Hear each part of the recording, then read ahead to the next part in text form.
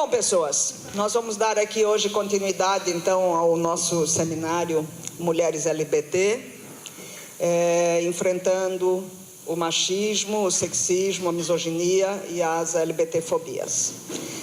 O nosso tema de hoje de manhã, nós vamos trabalhar com um painel.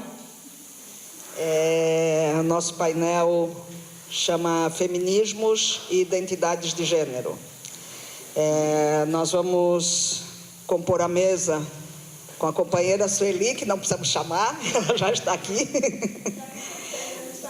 Sueli é uma companheira do Pernambuco,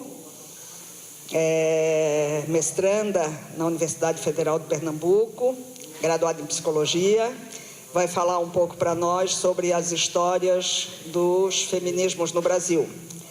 Quero chamar também para compor essa mesa a companheira Ana Paula Mello. Ana Mello também é do Pernambuco, também é psicóloga. E depois ela vai falar um pouquinho mais dela mesma para vocês. E para mediar essa mesa, vou convidar a presidenta do Conselho Municipal dos Direitos da Mulher de Florianópolis, Kelly Vieira Meira. Passo o microfone para Kelly, Kelly faz a condução daqui para frente. Então, bom dia a todos e todas. Como a Carmen já falou, né, de cada uma das expositoras, eu vou passar então, conforme a nossa programação, para falar um pouco sobre feminismos no Brasil, tendo 30 minutos para problematizar o tema, a Sueli de Oliveira. Então, bom dia. Queria inicialmente parabenizar as instituições pela realização do evento, né? Eu acho que é uma iniciativa muito importante, é um tema bastante importante para a gente discutir. Acho tão importante que até comentei com Carmen que esse projeto ele tem tamanha relevância não só para os movimentos LGBT, mas para a gente pensar políticas públicas, pensar as legislações estaduais, de tal forma que seria muito bacana se esse projeto pudesse ir para outros estados, né? Quem sabe fazer um projeto piloto, buscar um financiamento. A gente sabe que tem algumas fontes de recursos que a gente pode ir atrás para buscar financiamento para poder repetir esse projeto com outras escolas do Legislativo, né? Eu acho que é uma iniciativa que a gente precisa louvar e valorizar de tal forma que a gente possa reproduzir em outros lugares, né? É uma parceria muito legal também com a escola. Eu acho que é um local em que a gente tem que investir na formação, pensar, né, pesquisas, pensar momentos de reflexão. Eu acho que essa ideia ela é muito boa. Quero agradecer o convite que me foi feito também pelas instituições organizadoras, especialmente a Carmen Lúcia, que fez a maior parte dos contatos, né? E agradeço a oportunidade de vir junto com vocês fazer um pouco uma reflexão sobre os feminismos. Queria falar um pouquinho do lugar de onde eu falo. Eu sou uma militante, de certa forma, antiga do movimento feminista. Não tem muito problema dizer isso. Eu tenho muito mais de metade dos meus anos de vida dedicados com muita alegria, sempre com muito prazer ao feminismo. Eu sou uma ativista desde 1980. Né? Então, é um lugar que eu estou há muito tempo, né? Como ativista, como militante, mas eu sou uma neófita como pesquisadora, né? Eu estou há Estou fazendo mestrado, então sou neófita nesse lugar da academia, porque eu volto a casa, eu volto à Universidade Federal de Pernambuco depois de 28 anos de formada para fazer mestrado. Já tinha feito outras pós-especializações, mas agora é que estou fazendo mestrado. Então, sou bem antiga no movimento feminista, mas eu sou uma neófita como pesquisadora. Mas é desse lugar que eu falo também. Eu faço parte do GEMA, que é o Núcleo de Pesquisa em Gêneros e Masculinidades da universidade, e lá eu pesquiso feminismo. Exatamente, a minha pesquisa é sobre feminismo nos anos 70, 80, e como lá para trás o movimento feminista faz uma, vamos dizer assim, escolha em participar do governo, em entrar para o governo, ainda no período em que a gente vivia uma transição, a gente ainda não tinha nem chegado ainda a uma completa abertura democrática, ainda foi no período da transição. E aí, estou terminando meu campo, então é desse lugar que eu falo, tá? Talvez fosse melhor apagar a luz, né? Então, Carmen me pediu para falar um pouco sobre a história dos movimentos feministas. E aí, para isso, eu achei que era... Tá dando para ver nada, né? Talvez, Carmen, seja bom apagar a luz aqui da frente, por favor.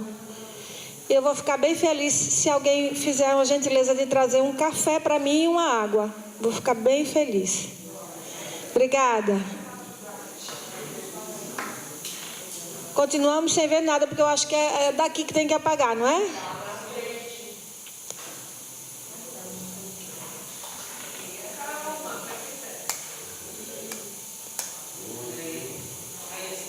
Melhorou um pouco, mas não continua sem ver direito, né?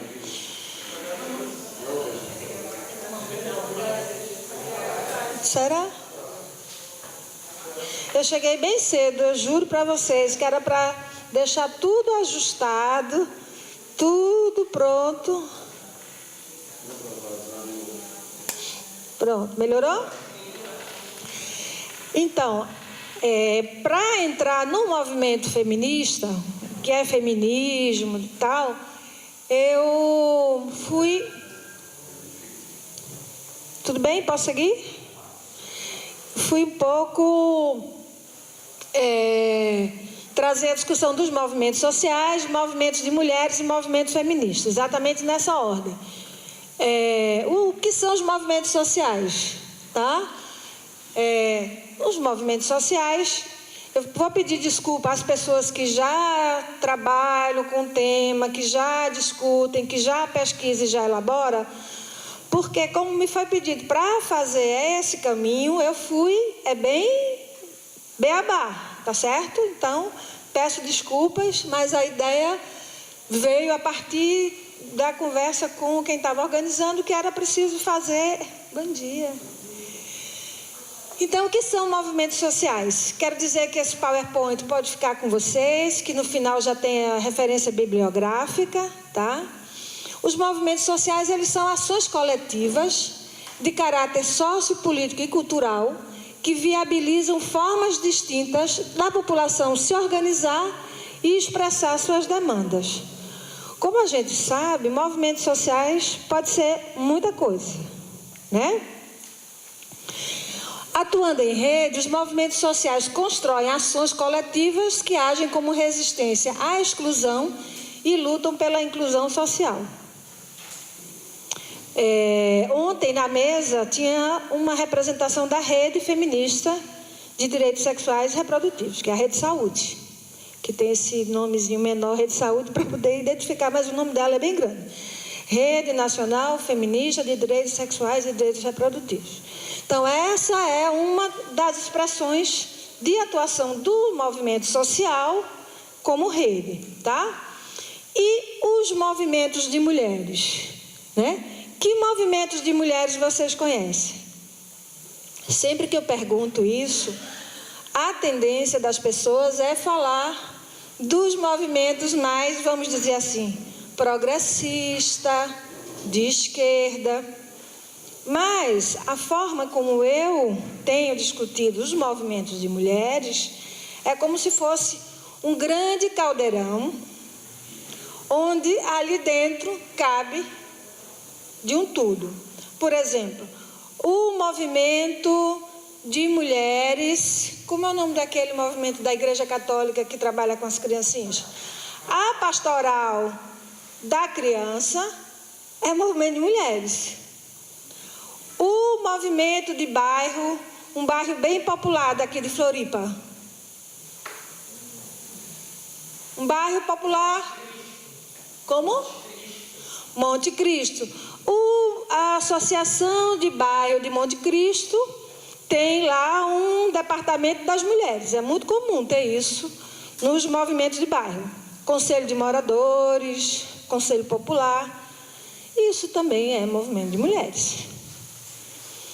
A Marcha das Mulheres com Deus, nos anos 70, organizado pelas mulheres dos militares, que eram bastante católicas e que se reuniram naquele período para se contrapor ao comunismo, que estava, segundo a organização, prestes a se instalar no Brasil. Aquilo é movimento de mulheres.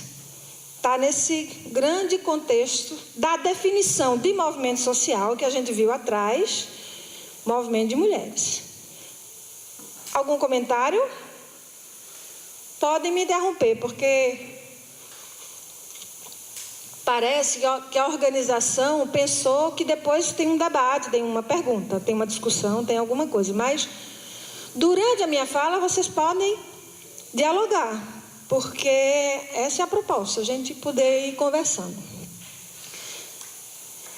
Alguma coisa está fora da ordem, fora da nova ordem mundial. Trecho de uma música de Caetano.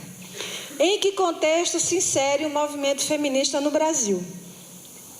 Quando eu faço oficina, seria o momento em que eu colocaria a música para a gente um pouco trabalhar. Eu gosto muito de trabalhar com música, mas hoje não ia dar tempo, então por isso que eu peguei só um trecho da música. Em que contexto se insere o feminismo no Brasil? Ainda agora o rapaz veio me entrevistar, a mim e a Ana Paula, e uma das questões que eu falei na entrevista é que o movimento feminista no Brasil, ele é marcado pela contestação à ordem política instituída no país desde o golpe militar de 64. Daqui a pouco a gente vai ver as ondas, que é uma das formas de se trabalhar e de se discutir o feminismo, os movimentos feministas, e a gente vai ver que já o movimento, ele se inicia no Brasil, nessa segunda onda, justamente como uma forma de se contrapor à ditadura militar. Articulado a organizações de influência marxista, era uma outra característica. E fortemente comprometido com a oposição à ditadura militar. Por conta da pesquisa, eu fiz uma revisão bibliográfica e essas 3 questões, elas são comprovadas na minha revisão bibliográfica. E o que é feminismo? O feminismo é ação política, prática e pensamento crítico. Envolve diversos movimentos, teorias, correntes e segmentos. Mas todos têm em comum a luta pela igualdade entre mulheres e homens. Quando a gente fala muitas vezes no plural, é por isso, porque são vários movimentos feministas. A Marcha das Vadias, por exemplo, é uma das expressões mais recentes. Elas se auto-intitulam feministas, pelo menos em vários estados, São Paulo, Pernambuco, elas se auto-intitulam feministas. Então, é uma das expressões do movimento feminista. A articulação de mulheres negras é uma expressão do movimento feminista. É uma corrente. Ali elas têm as suas teorias. É um segmento do movimento. Aquela organização que tem lá em São Paulo, antes da parada LGBT, não tem a caminhada de lésbicas? E é uma expressão, e bissexuais. Ali é uma expressão também do movimento feminista. Tudo certo? Vocês estão com sono, né? Estão com frio, com sono? Uma charge da Mafalda, que eu gosto muito, aquela figurinha que o Quino criou, né, na Argentina. Ela ali olhando aquela pilha de roupas passadas, o chão brilhando, as louças lavadas, e ela pergunta à mãe dela, que está ali ainda lavando as roupas, o que é que ela gostaria de ser se ela vivesse, não é? Ainda sobre feminismo, a Conceição Nogueira é uma teórica de Portugal, uma teórica portuguesa que eu gosto bastante. Ela diz que a mudança necessária à plena igualdade foi sempre o objetivo central das várias teorias e movimentos feministas ao longo do tempo. O que a gente observa é que, mesmo sendo muitos feminismos, mesmo sendo muitos movimentos, eles têm várias questões em comum, tem um elo, tem coisas em comum que unem esse movimento.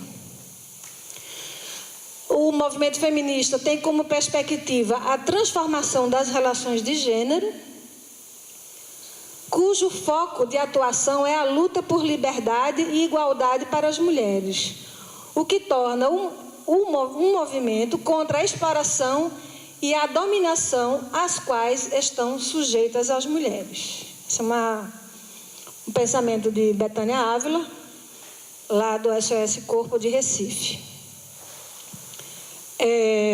Eu, quando fiquei preparando a apresentação, eu trouxe uma coisa que é mais geral. Eu não trago aquela discussão das mulheres cis, trans, trago o movimento feminista nessa perspectiva mais ampla. Como a Ana Paula, ela sucede a minha fala, eu acho que é uma oportunidade da gente poder entrar nessa outra discussão. Né, Ana? Estou exagerando? Então, o feminismo não é o contrário de machismo, né? Essa é uma... Eu dei aula para uma turma de psicologia lá da Federal, acho que eu comentei com a Ana, do segundo período de psicologia. E como eu ia dar uma aula sobre movimentos sociais, antes de começar a aula, eu dei uma tarjeta para que uma turma de 32, 33 pudesse dizer o que é feminismo. Porque nos movimentos sociais, um dos movimentos que eu ia trabalhar era o movimento feminista. Então, o que é o feminismo? Dos 33, eu acho 36, 6 disseram que feminismo é a luta das mulheres contra o marxismo. Tá? E não lembro quanto, porque não me chamou tanta atenção quanto esses que falaram do marxismo, mas uns outros tantos disseram que feminismo é o contrário de machismo, né? Então, o feminismo não é o contrário de machismo, né? O feminismo é uma teoria de igualdade, o machismo é uma teoria, entre aspas, de inferioridade. O feminismo propõe que homens e mulheres são iguais em direitos e liberdade. É uma teoria elaborada por mulheres que tomaram a consciência das discriminações que sofrem por serem mulheres e se juntaram para tentar mudar essa situação. Essa aqui é, vamos dizer assim, uma definição quase simplória, mas que tem bastante a ver, né? O machismo consiste na discriminação baseada na crença de que os homens são superiores às mulheres, né? E isso tem muito a ver com o androcentrismo, né? São bem andam de braços dados. Machismo e androcentrismo não é a mesma coisa, mas andam de braços dados e caminham pelas ruas tocando terror. Alguma pergunta? Então, passada essa primeira, vamos dizer assim, introdução, passada essa introdução, a ideia agora é a gente poder entrar um pouquinho no que a organização me pediu, no que Carmen me pediu, que é trazer um pouquinho essa breve história do feminismo. Então, assim, eu não sou historiadora, eu sou psicóloga de formação, sou psicóloga clínica, e eu vou contar essa história, certo? Uma das, porque tem muitas histórias, eu podia pegar, por exemplo, a escola francesa e trazer aqui uma perspectiva. Eu podia pegar, enfim, tem várias formas de contar essa história do feminismo. Nem todas as histórias do feminismo trazem, por exemplo, o feminismo em ondas, como movimentos que vão e que vêm. As ondas fazem esse movimento, elas vêm na beira da praia e elas voltam. Mas nem todas as teorias se baseiam nas ondas do feminismo. Eu peguei então uma das teorias e trouxe para a gente fazer essa discussão. Ela não é única, nem é a melhor, nem é a mais verdadeira, é uma das teorias. Tá? Então, eu acho que ela é mais assim, didática para a gente compreender essa evolução das ondas. E a primeira onda do feminismo, ela acontece no meio do século XIX, né? O que é que desencadeou, vamos dizer assim, essa primeira onda do feminismo? A Revolução Industrial, as duas grandes guerras, de 1914 a 1918, a segunda de 1939 a 1945. O que é que aquelas mulheres queriam quando começam a se organizar, a reivindicar, ir para as ruas e protestar? Elas queriam o direito ao voto e o estatuto de sujeito jurídico, serem reconhecidas como pessoas que existem, cidadãs. Eram essas as reivindicações principais, tá? No Brasil, a gente tinha lá naquela primeira onda as sufragistas. E aí tem uma grande discussão que é a Schumacher, lá do Rio de Janeiro, ela está terminando agora um livro, ela me falou recentemente, numa das entrevistas que eu fiz, ela foi uma das minhas entrevistadas. Ela está terminando um livro de uma pesquisa que ela fez, a ONG dela lá, a REDE, sobre as sufragistas, né? E aí eu perguntei para ela, inclusive, e as sufragistas eram feministas? Porque uma das questões que a gente diz no feminismo é que não sou eu quem disse que Ana Paula é feminista. É autorreferente, auto-intitulado. Não sou eu quem digo, a Fernanda é feminista. Eu até posso supor que pelo tipo de prática, da ação política que ela leva, eu posso supor. Mas o feminismo, as pessoas precisam dizer que são feministas. Não é a gente quem bota o carimbo. E aí a grande discussão as sufragistas eram feministas, né? Segundo a história do feminismo, sim. Embora elas não se auto-intitulavam feministas. É interessante porque é meio paradoxo, né? Nós, mulheres, somos muitas, múltiplas, distintas, diversas.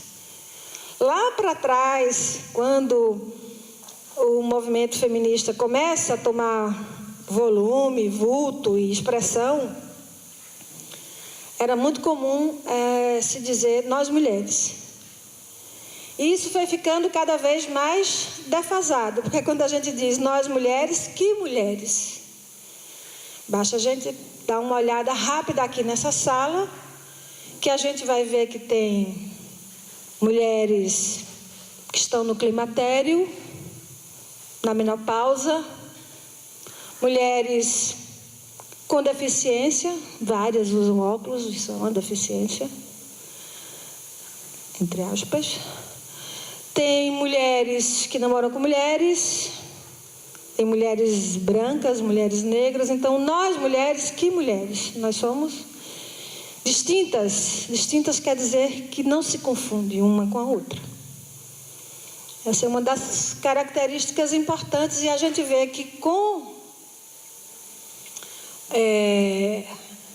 eu preciso que tu me avise quando eu estiver faltando 10 minutos. Já está faltando 10 minutos? Essa é uma figura muito popularizada, embora ela não seja brasileira, essa figura, né? Ela chama Rosie de Riviter, é um dos cartazes que se tornou símbolo do movimento feminista nos Estados Unidos. Então, esse, sim, nós podemos, é bastante divulgado, mas ela é uma coisa importada lá dessa operária, que durante a Segunda Guerra o cartaz foi usado para convocar as mulheres para trabalhar nas fábricas, já que muitos homens estavam no fronte de combate. E é interessante porque outro dia eu estava numa exposição da Betânia Ávila, né, lá do SOS Corpo, que pesquisa sobre o trabalho doméstico, né? E uma das coisas que ela diz na pesquisa dela é que as mulheres negras sempre trabalharam. Sempre trabalharam. Então, essa história de que na Segunda Guerra as mulheres foram convocadas, que mulheres? Lembra da história que nós falamos ainda há pouco? Nós, mulheres, que mulheres foram convocadas? Porque as negras já estavam na labuta há muito tempo, né? Então, isso mostra também como é importante a gente pensar naquela história, que somos muitas, múltiplas, diversas e distintas. Simone de Beauvoir, né, que foi uma filósofa muito importante, que em 1949 lançou o livro Segundo Sexo, né, lá para trás, 1949, 50, ela já trazia essa discussão de que não se nasce mulher, a gente se constrói, tem todo um processo, tem todo aí que a Ana vai falar depois, né, Ana? Dessa construção social do ser mulher, né? E a Simone, ela tem uma coisa que eu acho super bacana, eu sou super fã, mas uma das questões que eu acho bem interessante é que aos 60 anos é que ela se diz feminista.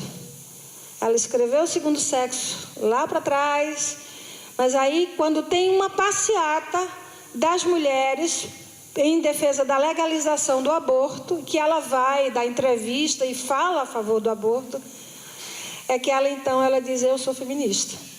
Então é com acho que 62 ou 63 anos, não me lembro. Então assim, todo o processo é que ela chega então para se dizer e se reconhecer como feminista. A segunda onda, de 60 a 80, mais ou menos, isso não é assim. À meia-noite de 1960 começou a segunda onda. Como onda, ela vai e se mistura, né?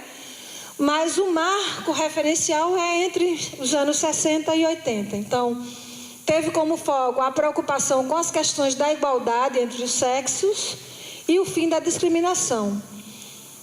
Tem uma crítica, uma das características é essa crítica ao modelo de família, papai, mamãe e filhinho, essa coisa que não se contesta, que se conserva, esse modelo, né? E a Hannah Arendt, ela diz uma coisa que eu acho que também tem muito a ver com essa segunda onda, é que a esfera da vida privada foi sempre o lugar da privação, né? E não o espaço da privacidade ou da intimidade. Então, isso é... Algum comentário? Vocês estão tão caladas. Tá tudo bem, gente? Estão me escutando direitinho? Tá tudo certo aí atrás? Então, vamos lá. Leila Diniz, que na verdade era...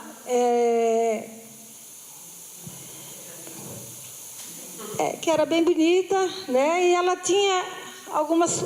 Ela também nunca se disse feminista, né, gente? Não existe um lugar onde a gente lê o que a Leila Diniz falava, que ela dizia que era feminista. Ela era uma mulher livre, gostava muito de falar palavrão, era uma mulher de classe média e livre do seu corpo, da sua sexualidade. E essa foto que hoje a gente acha a coisa mais besta, né? Porque as mulheres todas grávidas vão à praia, naquela época foi um escândalo, foi um marco, como está dizendo aí a Eliana, porque fez com que muitas mulheres quisessem também ser um pouco Leila Diniz, né? Os anos 70 e 80, vamos pensar um pouquinho qual era a conjuntura. 75 tem um marco importante que é a Conferência da Mulher no México, né? Pensando feminismo e políticas públicas, feminismo e esses lugares, né? Então, a Conferência da Mulher no México, ela tem um papel muito importante, porque ali, por reivindicação dos movimentos de mulheres e feministas, a ONU declara o 8 de março como o Dia Internacional da Mulher, o Ano Internacional da Mulher e a Década da Mulher. Então, nesse tempo de 75 a 85, que várias de vocês ainda nem eram nascidas, muita coisa aconteceu no Brasil e no mundo. Por quê? Foi um momento em que muitas ONGs foram criadas, muitas ONGs que trabalham com mulheres importantes, algumas que se acabaram, mas que surgiram nessa época, né?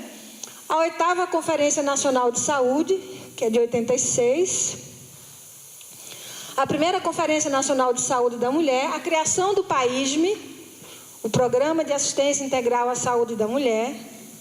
Então, tudo isso acontece pensando a conjuntura da segunda onda do feminismo. E a criação do Conselho Nacional dos Direitos da Mulher, né? O Conselho ele foi criado em 85, ainda no governo de transição, no governo do Sarney. E ele foi criado, havia uma reivindicação do movimento para a criação de uma instância no governo federal que discutisse, elaborasse, pensasse políticas públicas para as mulheres. Diz a lenda, mas na revisão bibliográfica eu também encontrei isso, né? Mas que o movimento queria um ministério da mulher. Mas a pessoa que articulava, que era o nome para ser a ministra, era portuguesa. E pelas leis brasileiras, não era possível que uma estrangeira ocupasse esse lugar. Mas também, na revisão bibliográfica, por isso que eu digo reza a lenda, Simone, porque tem uma parte do movimento que diz que foi criado o CNDM porque a Ruth Escobar, que era a grande articuladora para ser a ministra, não podia ser porque ela era de origem portuguesa, nacionalidade portuguesa. E por isso foi criado, então, um mecanismo que ela pudesse participar, que era o Conselho. Mas também se sabe que o movimento não tinha tanta força assim com o governo Sarney para criar uma secretaria, um ministério, o que fosse. Então, existem essas duas versões. Eu acho que era muito mais provável que não se tivesse tanta força, porque se podia trocar, não é? Ao invés de colocar a Ruth Escobar, colocar uma outra mulher. A passeata que ficou famosa no Brasil, a passeata dos 100 mil, e aí tinha uma ala das mulheres puxada por várias artistas, atrizes, também não eram feministas. Eu não sei se eram, não sei a declaração delas, de algumas. Eu sei que a Norma Bengel era bem danadinha, que é lá que está na ponta.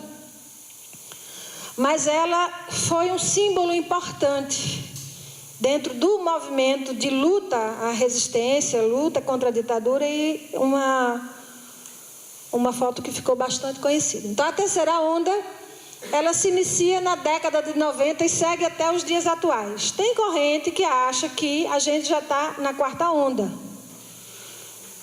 Mas há correntes que digam que a gente segue na terceira onda do feminismo. A terceira onda, ela se inicia na década de 90, né? E tem gente que acredita que essa terceira onda, ela surgiu como resposta às falhas da segunda onda, porque tudo tem a ver com o que marca essa resistência, o que marca essa organização. Também não há um consenso em relação à definição dessas etapas na história do feminismo, isso já tinha dito, né? Então, é o feminismo que emerge nos anos 60, que traz o questionamento radical da forma como as relações sociais estão estruturadas. Os homens tinham história, as mulheres tinham destino. Gênero. As feministas começaram a usar a palavra gênero como uma maneira de referir-se à organização social da relação entre os sexos. Isso tu já vai discutir, né, Ana? A palavra indicava uma rejeição ao determinismo biológico, implícito no uso de termos como sexo ou diferença sexual. John Scott, que é uma das teóricas da discussão de gênero, né? O marco conceitual de gênero é um sistema sexo-gênero. Estou chovendo no molhado, porque vocês já sabem. É uma dimensão relacional. São marcações de poder e a ruptura da tradução do modelo binário de gênero nas esferas da política, das instituições e das organizações sociais. É por isso que as relações de gênero, elas são entre mulheres e homens, entre homens. Então, elas têm essa perspectiva. Aí estão as referências bibliográficas. Cumpri meu tempo, não foi, Kelly? Aí estão as referências bibliográficas. O PowerPoint fica para vocês, tá? E muito obrigada. E estou aqui para a gente conversar. Valeu.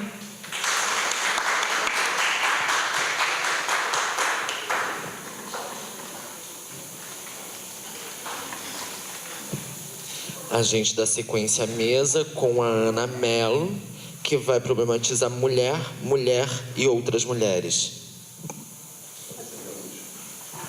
Primeiramente, eu queria agradecer o convite que chegou até mim via Carmen, né? Mas eu sei que tem uma grande articulação até essa chegada do convite. Eu fico muito feliz de estar aqui em Florianópolis, porque é uma das raras oportunidades em que pernambucano pode botar estola e sair na rua agasalhada. Então, vir aqui também é um prazer, né? Além de estar aqui nessa discussão, que eu acho que é bem legal quando o Sueli diz, pode ser um primeiro movimento para a gente estar discutindo, né, em outros estados ou com outras mulheres LGBT também. E Carmen chega até mim para fazer esse convite a partir do título da minha dissertação de mestrado, que tem o título dessa fala que está na programação, que é Mulher, Mulher e Outras Mulheres. Só que diferente do que a gente vai conversar um pouco aqui, na minha dissertação, eu procurei estudar um pouco como era o discurso dos profissionais que atuavam no Programa de Saúde da Família frente ao atendimento de mulheres lésbicas no serviço, né?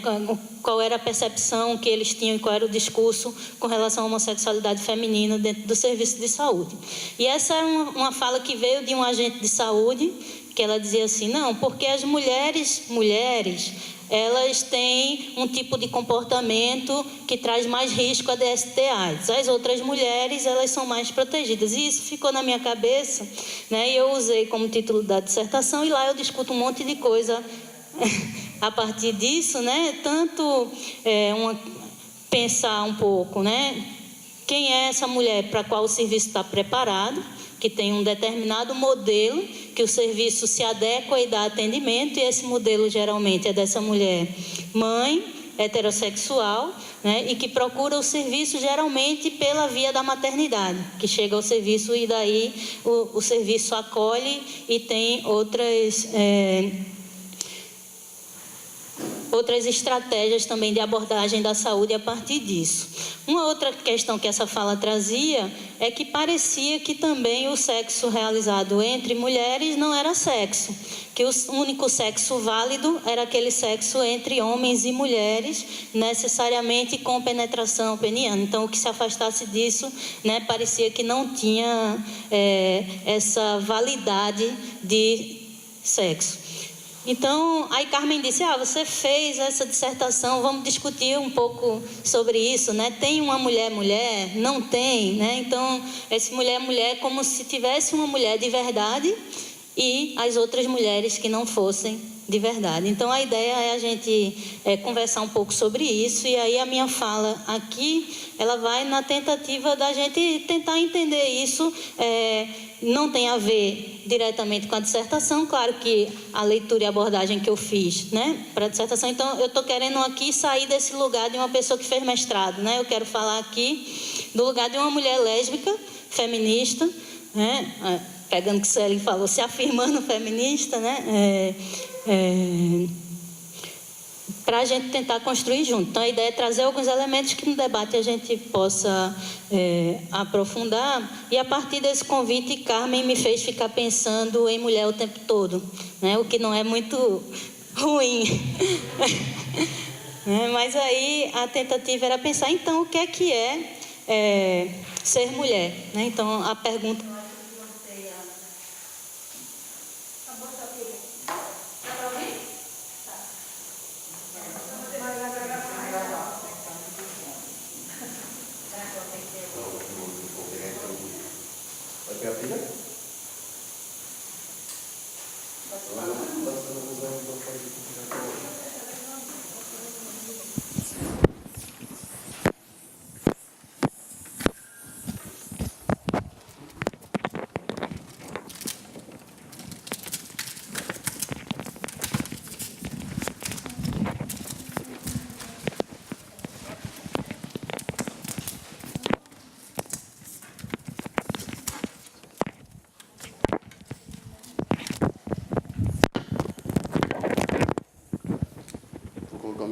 Eu pego o áudio.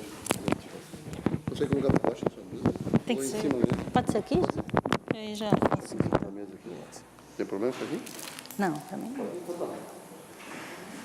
Então, vocês estão me ouvindo lá atrás?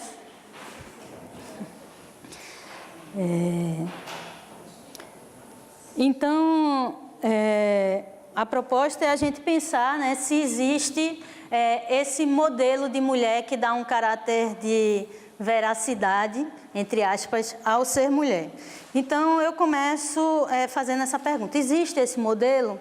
E eu vou começar afirmando ele para depois negar, né? Então, eu acho sim que existe esse modelo, mas ele não é um modelo que tem um essencialismo, né? Ele é um modelo que é construído socialmente. Então, essa mulher que forma esse modelo é uma construção social, histórica, dada nas relações sociais, dada pela cultura, né? Então, a mulher que é colocada nesse lugar de mãe, nesse lugar de uma mulher que responde a um homem ou que está para cuidar da casa, ela vem responder a uma estrutura patriarcal e heterossexual, né?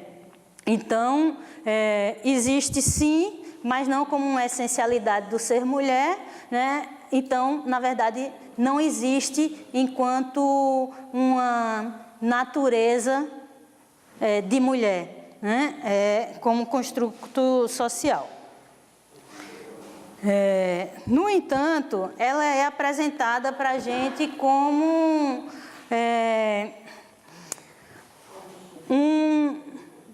um marcador, né, do modelo de fêmea humana. Então, quando a gente... Não é à toa que aqui nesse grupo tem mulheres heterossexuais não trans. Não, né? Então, a gente está num grupo aqui que a gente tem mulheres lésbicas, mulheres bissexuais e mulheres trans, heterossexuais ou lésbicas ou bissexuais, né? Então, a gente estaria nesse modelo padrão fora do modelo. Então, nós aqui seríamos as outras mulheres, né? Então, Pensar numa outra é pensar que existe alguém que é um, né? Então, pensar propriamente em ser mulher também é um contraponto àquele um que, na verdade, é o homem, é o masculino. E aí, pensar em ser essas outras mulheres também está em contraponto a esse um, que é essa mulher, dentro do modelo, que é um modelo que vem do heteropatriarcado. O heteropatriarcado, ele é também uma organização de estrutura social, ele não tem uma essência, ele não surge como uma explosão de uma estrela em determinado momento do mundo. Isso é construído em relações de opressão entre homens e mulheres, onde tem alguém que domina e alguém que é dominado, né? Então, qualquer forma de sexualidade ou de existência que contraponha a esse modelo heteropatriarcal, ela é algo que questiona a norma. Então, todas nós aqui, pela nossa simples existência, questionamos a norma. Então, acho que isso é um ponto importante. Eu já falei que eu estou partindo de um pressuposto aqui que é não essencialista, não naturalista, né? A gente pensando que todas as sociedades se constroem a partir da cultura, dessa relação com o outro, né? Então, tudo para mim, na leitura que eu faço de mundo, é construção. E quando essa construção chegou a dividir a sociedade em homens e mulheres, se instalou aí uma ordem social que violenta, que exclui, que segrega. E essa ordem social, ela tem sido, a partir de um tempo mais fortemente do final do século... aliás, mais fortemente, a partir do século XIX para cá, tem usado o biológico como um critério para justificar essa construção. Então, o biológico, ele tem sido usado, né, como força para dizer, tem vagina e o bebê nasce por ali, então, naturalmente, né, é feita para ser mãe. E, a partir disso, cuidar dos filhos e hétero, né? Então, quando a gente pensa em patriarcado e nessa exclusão que o patriarcado dá, é preciso a gente pensar que o patriarcado, ele é heterossexual, por definição também e por toda a exclusão que vem gerada a partir disso. Tem teorias, eu não estou querendo fazer aqui um discurso teórico, até porque eu não tenho aprofundamento teórico para fazer, mas são elaborações a partir de uma provocação para a gente pensar junto aqui, né? Mas tem algumas teorias que colocam o patriarcado como fonte da exclusão e dessa diferença entre homens e mulheres, e outras teorias vão pegar justamente a heterossexualidade como esse corte, né, da exclusão, e não necessariamente o patriarcado. Eu prefiro falar de heteropatriarcado, porque eu acho que são conceitos que se complementam no sentido da gente entender, né, essas outras em relação a esses uns também. Então, né, a gente questiona, nós, como outras mulheres, questionamos esse modelo pela nossa existência, pelo nosso desejo, pela nossa performance corporal. E a segunda pergunta que vem, a primeira foi pensar se existe esse modelo, eu coloco que acho que sim existe, mas que é um modelo construído, não é um modelo natural.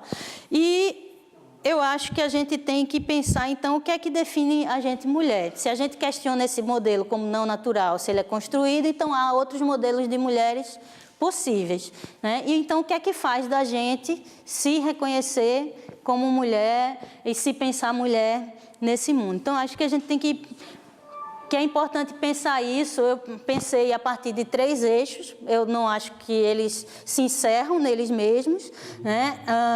E nem necessariamente que eles estão interligados. A gente pode pensar separadamente esses 3 eixos para pensar o que é ser mulher. É pegando um pouco a discussão que o Sueli já trouxe, né? Que a gente não nasce mulher, a gente se torna mulher. Então, não tem nada que diga que alguém vai ser uma mulher na vida, se isso não for dado a partir das relações que que se estabelece com a família, com a sociedade, com o corpo, e dentro dessas relações de opressão também. Então, não há uma natureza essencial que diga para a gente, sou mulher. Eu acho que esse é um eixo para a gente pensar que a gente se constitui mulher. Então, quando a gente pensa, né, o que é ser mulher, é se pensar essa construção ao longo da vida. Um outro eixo que eu penso que é importante colocar aqui é que também há um marcador biológico que termina definindo para a gente o que é ser mulher nesse mundo e da forma como ele está construído. Esse marcador biológico é a genitália, né? Então, quando um bebê nasce, que o médico diz é uma menina, olhando para aquela vagina, né? Precisa? Não sei. Precisa? É porque tem outro aqui. Oi. É porque tem outro aqui, mas tudo bem, né? Então, esse marcador biológico, quando o médico diz assim, é uma menina, ou quando na ultrassom, né, revela essa vagina e diz é uma menina, tem uma série de configurações sociais que vão tentar o tempo todo moldar aquela pessoa enquanto mulher ao longo da sua vida. E aí, quando eu estou dizendo isso, eu não quero contradizer o que eu disse antes, colocando nesse marcador biológico uma essência do ser mulher. Eu acho que isso também é uma construção social. A vagina, ter vagina em si, não define o que é ser mulher. Né? Não é ter uma vagina que vai dizer que a pessoa é mulher, não é ter um pênis que vai dizer que a pessoa é um homem. Mas, nessa configuração de sociedade, esse tem sido um marcador importante que tenta enquadrar, definir ao longo da vida mulheres e homens, e que isso tem também trazido outras formas de exclusão. Então, eu estou considerando aqui um marcador biológico como uma construção social.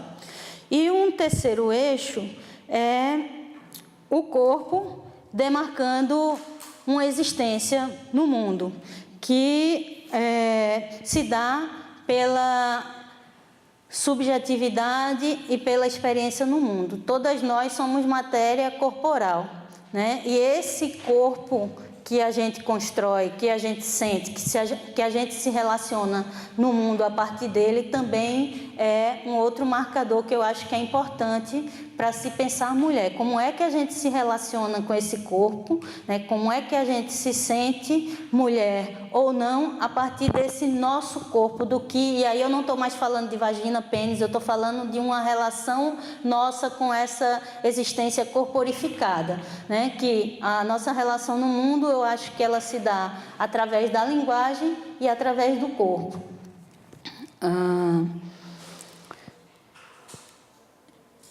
Então, eu acho que para a gente se pensar a mulher, a gente tem esse desafio que nós não podemos falar em a mulher, né? Sempre em mulheres. E pensando em mulheres, que mulheres somos essas nós, como Sueli colocou, muitas, múltiplas, diversas, distintas, que estamos o tempo todo nessa briga social de se afirmar no mundo, né, enquanto pessoas, e que também através desse corpo está se constituindo mulher. Eu acho que as mulheres cis, só para não deixar de falar, porque a Sueli disse, você não vai falar de mulheres cis? Então, as mulheres cis, lésbicas, ou bi, ou heterossexuais, talvez elas tenham uma facilidade dentro dessa estrutura de mundo, dessa moldagem corporal, na coincidência que se dá entre o biológico e o corpóreo, né? Mas o tempo todo nós estamos moldando o nosso corpo também enquanto mulheres cis. As mulheres trans, elas também estão moldando o seu corpo, né? Nessa afirmação de ser mulher no mundo, com outras relações muitas vezes mais violentas ou a partir de um outro tipo de violência, porque violência é difícil a gente pensar o que é mais, o que é menos, né? Mas são violências diferentes na nossa vida que faz a gente se situar no corpo. E eu estou colocando isso porque o tempo todo a gente está nesse mundo. Se a gente pensar em mulheres lésbicas que se entendem mulheres, né, que não se colocam como trans, o tempo todo a gente está nessa... eu tenho uma performance que é mais masculina, ou eu tenho um ombro caído porque eu escondo meus seios, ou eu ando naquele andar que a gente fala 10 para as 3, né? Então, o tempo todo, esse corpo é relação com o mundo. Ele é a expressão também de como a gente vive na nossa corporeidade carne, essa relação, e como a gente se identifica ou não com isso. Então, eu acho que a gente tem esse desafio de afastar tendências essencialistas sobre um determinado modelo de mulher, como é que a gente se pensa mulheres nas suas diversidades, identidades, sem correr o risco também de começar a falar de mulheres LGBT e excluir as mulheres que não são LGBT nesse sentido, que eu acho que a gente tem que se pensar a categoria mulheres como uma categoria política, né? De onde é que a gente... o que é que nos une e o que é que nos separa. Então, eu acho que, enquanto luta social para um modelo menos excludente ou não excludente, eu acho que é importante que a gente use a categoria mulheres, na verdade, enquanto atuação política. Tem uma proposta metodológica que ela tem sido muito usada nas formações feministas, que chama de linha da vida. Eu não sei se alguém aqui conhece, né?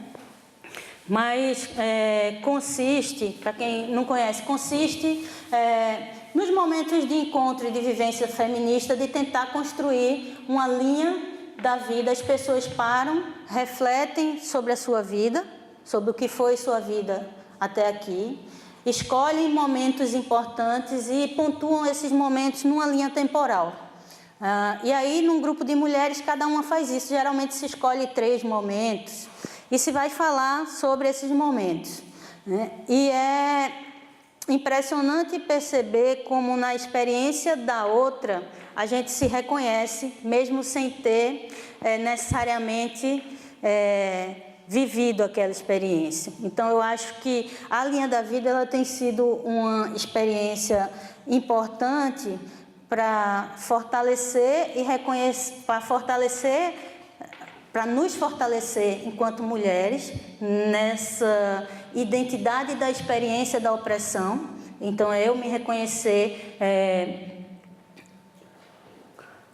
por exemplo, quando a gente se pensa mulher, qualquer uma de nós aqui já passou pelo medo da possibilidade de violência sexual. A gente não precisa ter vivenciado, por exemplo, um estupro para se pensar com esse medo em algum momento das nossas vidas. Em algum momento a gente já se pensou com essa possibilidade. Isso dá para a gente uma experiência de opressão que não necessariamente tem a ver com a vivência da opressão no sentido objetivo concreto da opressão. Então, eu acho que a gente tem um desafio aqui nesse grupo de mulheres LGBT de tentar identificar e reconhecer essas experiências de opressão para a gente tentar vencê-las, né? Tentar extrapolar.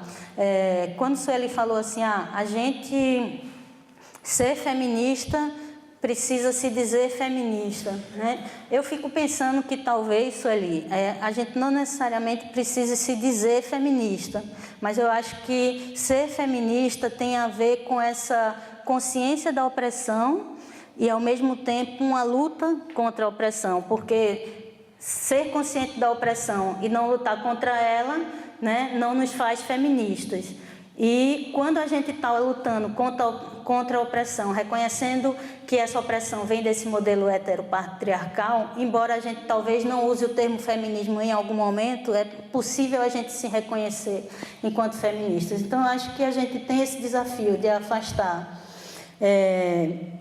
essas tendências essencializantes ditadas pela natureza, né, que entender que esse modelo vem de uma construção social pautada pelo heteropatriarcado e pensar um modelo de sociedade que a gente consiga implodir essas categorias também. Pensar num modelo de sociedade que não exista mais os homens. E aí, quando eu falo de não existir mais os homens, não é a gente eliminar os homens da face da terra, mas não existir os homens enquanto categoria. Pensando que, se somos as outras, né, as mulheres em referência a esse homem, se a gente implode essa categoria homem, a gente tem uma sociedade que não precisa ter, por suposição, a categoria mulher, que seria contraponto. E, por suposição, a gente não precisaria ter a categoria outras mulheres em contraponto. Então, num sentido da gente pensar, obviamente, no campo do abstrato e não do concreto, né? Pelo contrário, que eu acho que... mas como é que a gente consegue viver sendo o que a gente é, a partir dos nossos desejos, do que a gente quer, do que a gente deseja para a gente e para as outras. E eu acho que esse tipo de liberdade, ele, por enquanto, é possível a partir do feminismo, que vem contrapor, né, a 4 pilares que eu acho que essa estrutura heteropatriarcal se sustenta. É a prática da violência como forma de oprimir e subjugar as mulheres. A outra é o controle do nosso corpo, da sexualidade e da vida reprodutiva, de todas as pessoas, porque eu acho que o heteropatriarcado, ele atinge a todo mundo, atinge aos homens, atinge as mulheres, atinge heterossexuais e não heterossexuais. A manutenção da dependência econômica e a divisão sexual do trabalho como outro pilar, e a participação, o impedimento à participação política das mulheres como outro pilar que o patriarcado se funde. Então, eu acho que através do feminismo nós podemos nos pensar mulheres com vários recortes, com várias identidades, e aí eu acho que é importante afirmar essas identidades e essas vivências particulares também, para a gente conseguir extrapolar e implodir essas categorias e tornar o mundo mais acessível para todo mundo. Eu acho que são só algumas questões que eu pensei para a gente começar um debate aqui, tá? Eu não pensei numa fala fechada, né? Mas para a gente lançar alguns pontos que aí a gente vai conversando, tentando responder melhor essas questões. Acho que é isso.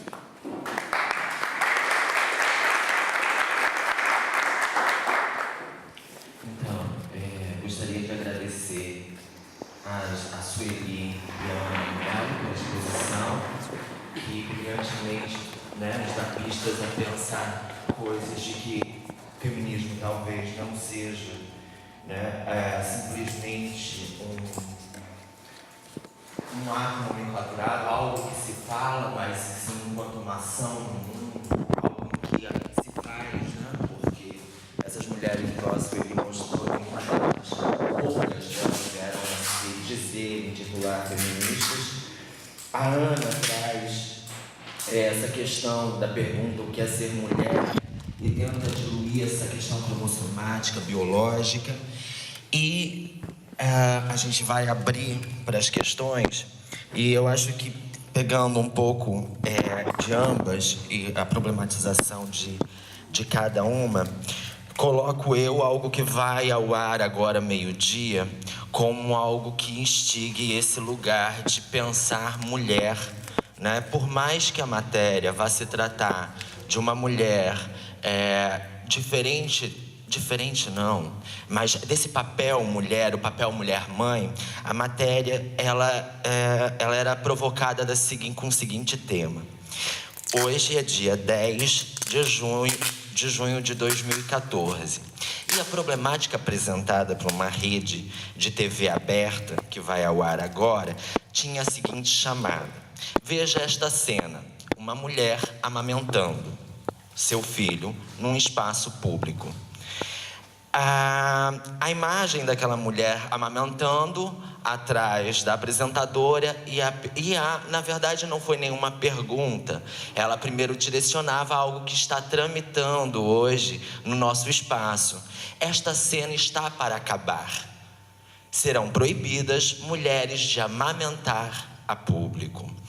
Então, acho que, lógico, difere um pouco dessa questão que a gente problematiza da lesbianidade, da